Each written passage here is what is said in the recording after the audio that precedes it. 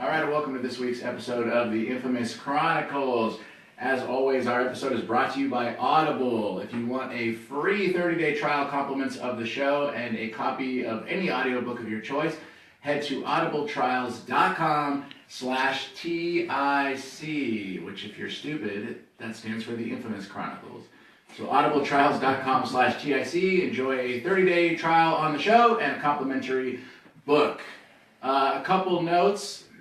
Don't forget that in 2 days from today, you will hear the world premiere of our sister show, Her Chronicles, which will be available immediately on our Infamous Works Spreaker account and will trickle into iTunes and Google Play as soon as possible. We are super excited about that show. And then we have the still unnamed OG show premiering Friday. All of our shows air at midnight the day of.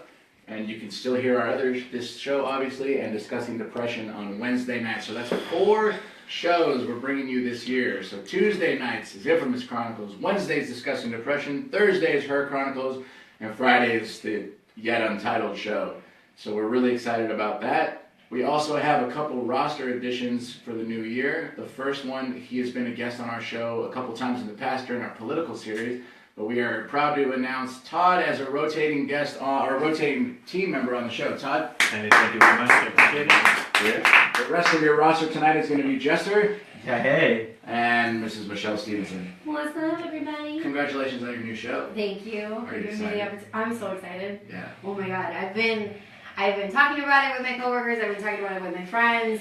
I've been Facebooking, Instagram, tweeting, all that stuff, and our account soon, or our podcast soon, will have all its feeds, so it'll be readily available for everybody. And we're also going to be promoting it at Sudamericana, which is the Latin thing I do once every 3 weeks. So. Nice. We got a logo in the works by Jester over here. Very excited about it, by the way. It's yep. the most, I saw already. Look nice. Dude, I already saw a rough draft, and I'm like, it's all what the show represents, so I'm very excited. And then the girls picked a badass intro-outro song, which we plugged in the first time today. So we got our first fully edited episode, which you guys are going to hear on Thursday. So we're all really excited about that. Support our Misha here. And What was the song? Me So Horny? No. It was Pussy Riot. It was Pussy Riot, of course. It had to be. It had to be Pussy Riot, because that's how I feel all the time. It should have been, I was really debating that or, oh god, it's this one rapper from the Bay, and she has one line where she says, I'm pumping swag out of my ovaries, and I'm like, I was gonna do that, but no, that's not. But then you can't just plug like one line as an intro. I know, but it was just such a good line though. Yeah. I got the swag and it's pumping on my ovaries. So, I mean, that is a pretty swag line. Thank you. So we're here in 2017. You guys are listening to episode 77. We're just shy of 25 episodes left until we hit 100 freaking episodes, and today is actually the day. It is the 4-year anniversary of the Infamous Chronicles podcast. So we've taken a couple hiatuses in there. That's why we're only at 76 episodes. And for those of you that weren't fans of the old show, we actually lost 15 episodes in the transition from one server to the other. So we're really on episode like 86, but you live and you learn. So this week we added Todd to the roster. Next week we have another surprise coming back to the show who should have been here tonight. So you guys saw it all on our social media. But that is fan favorite from season 2, Firefox, is going to be taking the place of, isn't the right word, but as Michelle transitions out to her solo project, she will transition back in as the strong female voice on our show and also share mic time on Michelle's show as well. Yes. So we're all really excited about that. So, something happened over our weekend. So tonight's topic that we're going to be discussing is the impact of social media on the justice system currently that we see and the way that we receive and read our news. But first, let's talk about over the weekend, there was a shooting at Fort Lauderdale Airport, Fort Lauderdale, Florida. 5 confirmed dead, multiple wounded. Let's start with you, Jester. Let me get your thoughts on this, and how do you think it'll impact travel and TSA moving forward, if at all? Well, 9/11 changed TSA forever. I mean, if you haven't walked through that stupid scanner at the airport lately, I mean, what a fucking joke that is, you know? I just don't think it's not going to end, because I think that these people, I call them assassins, right?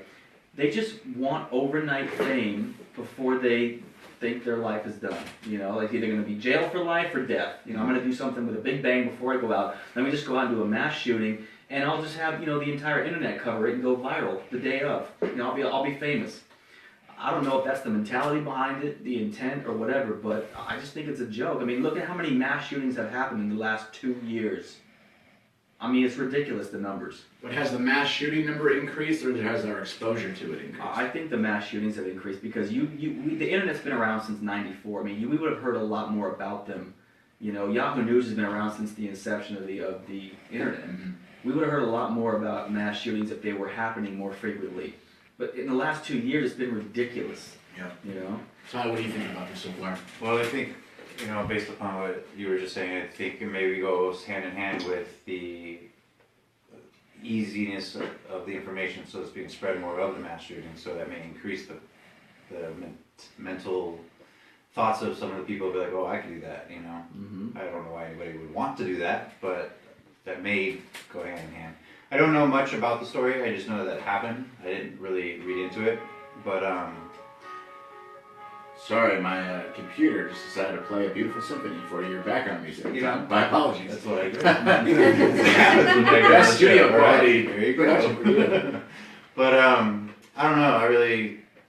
I don't know much about the guy or the people that they shot or the reasons behind it, where he came from, how he got it on there. You know, just based on what you were just saying, got it through the baggage, checked it in or something like that. I don't know why any airline in the entire world would let anybody on a plane with a loaded mag clip that could be loaded into a gun. It's one thing to take a gun, but you take the bullets with you, that's what's going to kill people. Yeah, you know? absolutely. So, if anything, the gun wasn't the problem. It was the fact that they let them have ammunition in the gun, you know?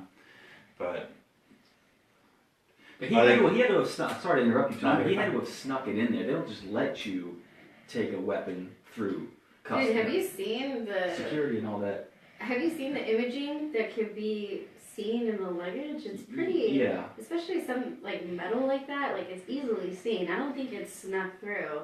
There's no way. Well, TSA is really diligent. If they're making you take off your shoes, Right. I'm pretty sure they saw it. Well, here's a couple facts of it. So the guy is a 26-year-old U.S. Army veteran that flew to Florida from Anchorage, Alaska, and he had a layover in Canada where he had to transfer planes. And so what he did is he checked the gun as a checked bag. He didn't walk through TSA with it. And then at Fort Lauderdale Airport, while he was at the baggage check picking up his bag, he removed the weapon, a semi-automatic 9mm, loaded it, opened fire, 5 people dead. Yeah, and but don't they check the bags that are being checked? You tell me that they just put any bag on a plane? They don't check what's in your bag, what's going on? Well, part of that, though, is that although TSA is a federally regulated company or organization, for lack of a better word, states all have their own legislation when it comes to what can and cannot go on. Like, for example, in Texas, you can bring a gun on the plane, but in California, you couldn't. They do have security monitoring once it goes through those black flaps, like when it's on the belt and you don't see it anymore. There is security on those baggages. They have the same, you know, X-ray vision type scanning that goes. I mean, they're not just gonna like say, "Oh yeah, here's your bag." Well, there could be a bomb in it, right? Like they do detect it there before it gets on the plane. But he shot people in the terminal, so it wasn't in the bag that went down the, you know, the escalator or whatever it was. But he must have been pretty smart to know that all these things would happen. Right, but it's in like, order to get that gun into where he wanted it to be. To be able to you or me can show up at LAX right now, get dropped off at the white curb, walk through Terminal 3 with a loaded pistol, and we're in the terminal. Okay, so here's, You know what I mean? here's a little further explanation on it. So he had a connection in Minneapolis, not in Canada.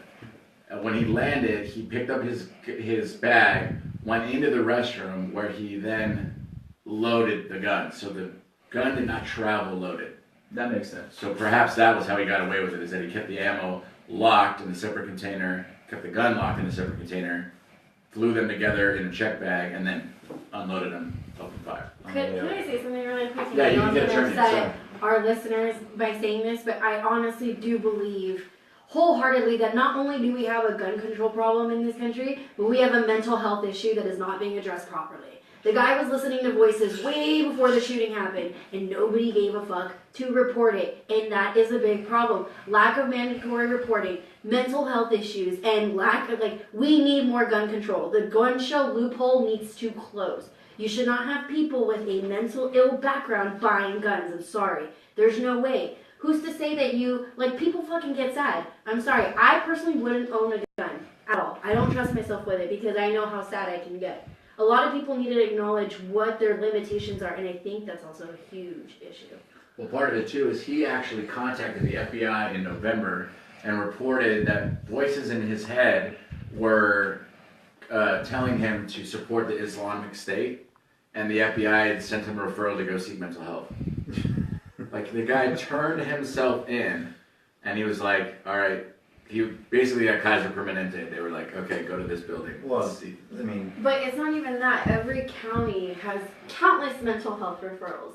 I cannot tell you the amount of patients I see that I always seek a referral for mental health, and then county takes them in, and until the patient willingly takes the medications responsibly and goes to therapy once, twice, 3 times a week, however the psychiatrist may see, it really is solely up to the patient, and people fail to see that. And that's the problem. I really do believe if we have that bad of a mental health issue, we shouldn't have guns. We should not be allowed. Ever since Sandy Hook, I'm sorry, I don't trust Americans with guns anymore. I don't. I disagree with that. As a gun owner myself, I look at it as I went through all the proper channels, legal inspections, to rightfully own and protect myself with it. But I do agree with you, though, that we're an over-medicated, under-prescribed country, and as a result, no other country in the world has the prescription issues that we do and the mental health lack of support that we do, and therefore no other first world country has the gun, quote unquote, gun problems that we do. But again, we don't have gun problems, we have people problems. yeah, exactly right. Whether with the gun thing, and that goes with anything, drugs, guns, prescriptions. If it doesn't matter what control you put on it or what laws you put on it. If you want one, you're going to get one. Period. That's with anything. And then, obviously the mental part of it, I agree with you. There should be maybe more education on it, or maybe more stricter background checks on people. But didn't you say the guy was an army vet? So he was trained. He got his stuff. Legitly. He knew how to use it. He's very well trained on it. Right. But the issue with this particular problem is the fact that he turned himself into the FBI and they laughed at it like it was a joke. Yeah. But aren't these people supposed to be taking these things seriously? Exactly, and not all the training in the world in the military for him did him any good either. And he still became sick, and that's what I'm saying, is that the human brain, especially with the frontal cortex and how complicated it is, you don't know when you can snap. I don't care how educated you are, or how trained, or how much you believe in yourself that you're not able to do something, I still believe that you are capable. And that's why, yeah, but if you want to kill somebody or you want to kill yourself, a gun isn't your only catalyst. Yeah, but like you said, once you snap, if I snap right now and Jester was sitting this close to me, I could strangle him with his headphones wires. I don't need a gun to kill him. exactly. But at the same time, you wouldn't have as much of a mass shooting problem like Sandy Hook, like countless others that have happened in the past 5 years. Right.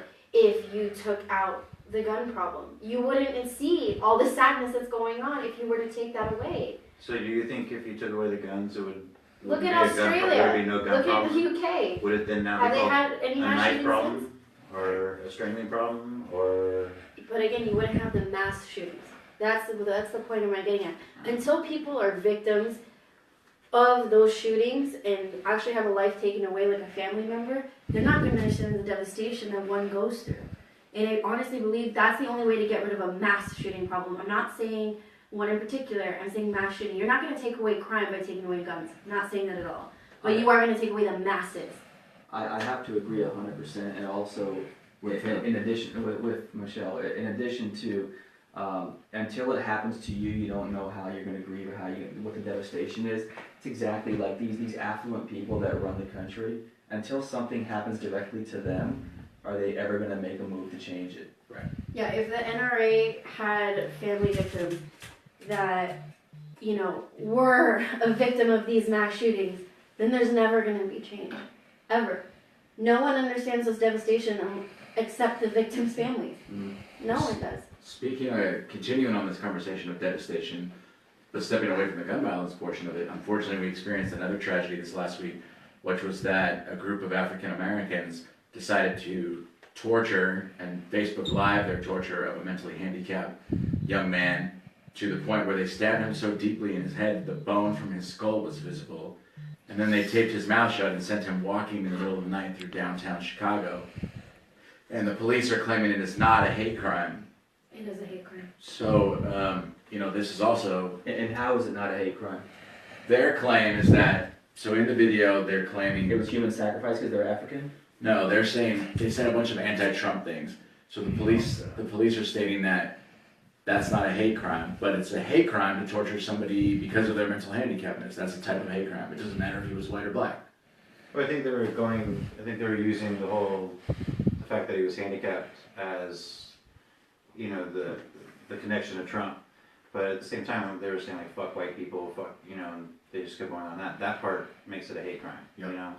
And I know it's funny because like I read a little bit about that and I watched a little bit of the video and then I was talking with a couple of people about it on Facebook and stuff. And one person said something to me that made me really think about it.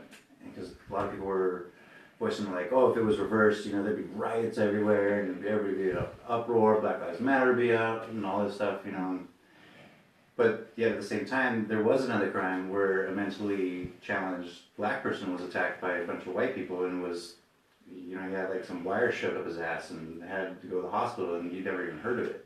Jeez. So the thing that this person said to me that made me really think was, it's not necessarily that the black people don't care about that this happened and that they're not outraged as well. But they're outraged about it, and this is kind of like where their movement and where their voices need to start going towards, so maybe more white people will understand what their movement is about, is it's not the race part of it, it's the injustice that each person gets. So these people that just hurt this white person is going to go to jail, they're going to get all these things that happen. Mm-hmm. But this other crime, these white people were let free, they got probation. So that's what... So an inconsistency. It's inconsistent, right? You can have the same crime, but two different races doing it. The white person is going to get less of a penalty versus the black people doing the same exact crime. Right. No, I've even seen, I'm sorry, this is just not a race thing necessarily, but I've seen plenty of African Americans that are friends of mine that have posted about it and they said this is a hate crime. Yeah. I don't think color has anything to do with it. I honestly believe, if you see, this, again, was an attack against a disabled person at the end of the day, and yes, color should be taken into factor, but a small factor, because it doesn't play. At the end of the day, this guy was really hurt, and that's not right at all. So, and yes, I believe it was a hate crime.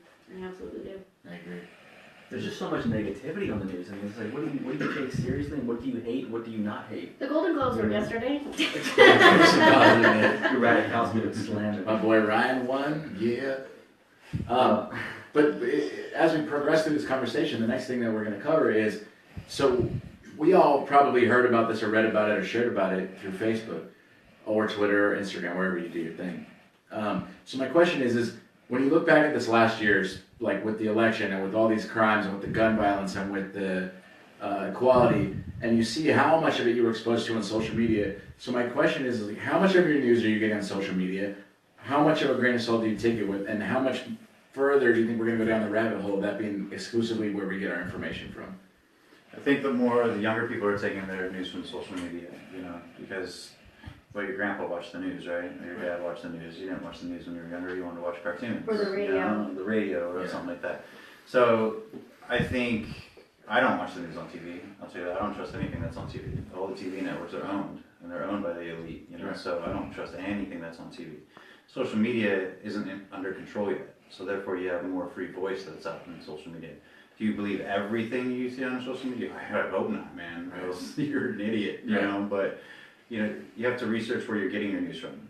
See, just like anything, research anything that you're getting anything from. Just see whether it's safe, whether it's true, whether it's right. Where you buy your food, what you eat, what you drink, anything. You have to research whether it's safe or not.